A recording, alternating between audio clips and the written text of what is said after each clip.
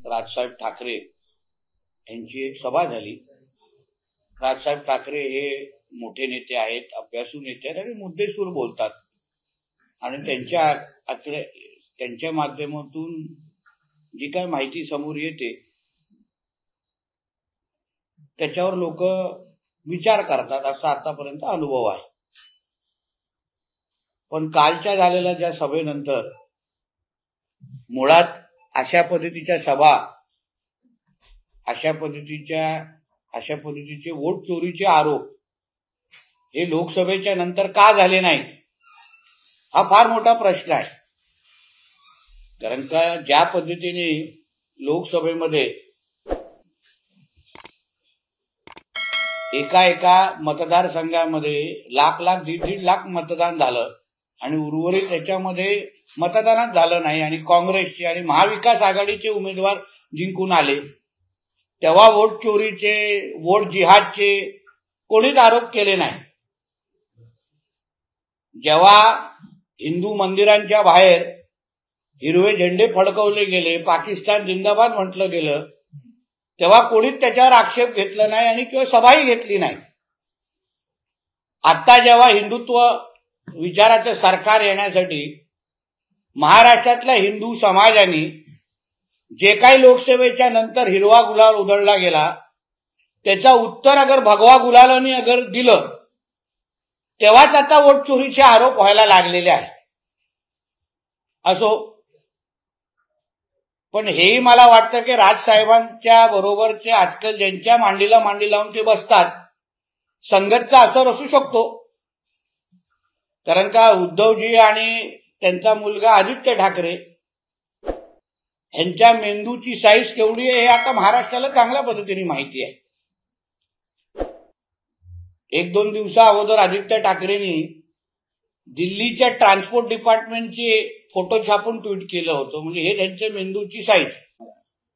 जसं मी तुम्हाला सुरुवातीला बोललो, हा वोट चोरीचा, वोट जिहादचा आरोप लोकसभेच्या नंतर का करत नाही? आता तुम्हाला हिंदू कुटुंबाच्याच मध्ये जाऊन मतदार यादी तपासायची आहे, मग मालेगावला कधी जाणार, भिवंडीला कधी जाणार, नळ बाजारला कधी जाणार, भैरमपाड्यामध्ये कधी जाणार, तिथे मालवणीमध्ये कधी जाणार, तिथे जे एका घरामध्ये 40-40, 50-50 बांगलादेशीने रोहिंगे कोंबून ठेवले होते त्यांना कधी प्रश्न विचारणार?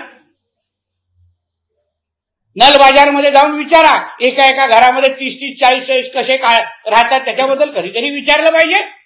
जाऊन यादी घेऊन जावा ना त्यांच्याकडे, मतदार यादी घेऊन नल बाजारमध्ये जाऊन उभे राहा आणि त्या घरामध्ये जाऊन विचारा कि तुम्हारे घर में जो रहने वाले जो 40 जन है वो ये हमारे मुंबई महाराष्ट्र के है क्या? मध्ये जो अब्बू आदमी ने भिवंडी में मराठी चलेगा नहीं का कानाखाली वाजवली नाही, त्याच्या का कानाखाली वाजवली नाही? का नाही? तसं त्या मीरा भाईंदरच्या एका हिंदू व्यक्तीला, गरीब हिंदू व्यक्तीला जाऊन कानफडीत घेतली, तसा अब्बू आदमीची का कानफडीत घेतली नाही? की भिवंडीमध्ये मराठी बोलना चाहिए। म्हणजे मतदार यादी तुम्हाला लोकसभेच्या नंतर झालेल्या वोट जिहादच्या निमित्ताने तपासायची नाही। मानकोड, शिवाजीनगरमध्ये जे काही बांगलादेशीने रोहिंगे जे कोंबले आहेत आणि त्यांना बाहेर काढण्याचं काम